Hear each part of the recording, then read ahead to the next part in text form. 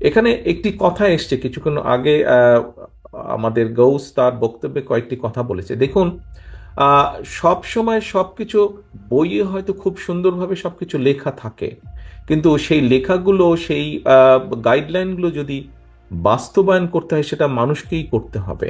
এবং আমি ব্যক্তিগতভাবে মনে করি সবকিছুর পিছনে বিষয় একটি থাকে, সেটা হচ্ছে ইন্টেনশন বা নিয়ত। আমরা বাংলায় যেটা বলি নিয়ত, ওই লোকটার নিয়ত কি। আমাদের সকলের নিয়ত যদি ভালো থাকে, অবশ্যই আমরা ভালো কিছু করতে সক্ষম হব। আমরা রাজনীতি করি, রাজনীতি কার জন্য করি? রাজনীতি মানুষের জন্য করি, রাজনীতি দেশের জন্য আমরা রাজনীতি করি। দেখুন, সারা পৃথিবীতে একটি একটি একটি বিষয় গ্রহণযোগ্য আছে, একটি বিষয় কি সেটি? গণতন্ত্র। দুঃখজনকভাবে হলো বাংলাদেশে গণতন্ত্র চলার পথে বহু সময় বাধাগ্রস্ত হয়েছে। এই গণতন্ত্র চলার পথটি বিভিন্নভাবে বাধাগ্রস্ত হয়েছে।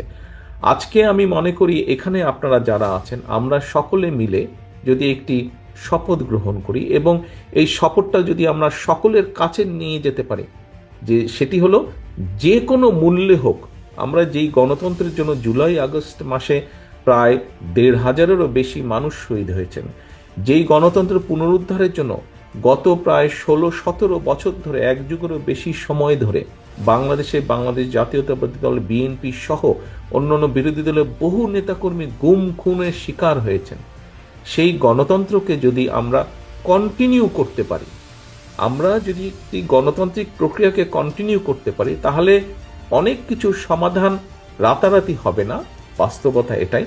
তবে পর্যায়ক্রমিকভাবে আমরা সমাধান অনেক কিছুর করতে পারবো।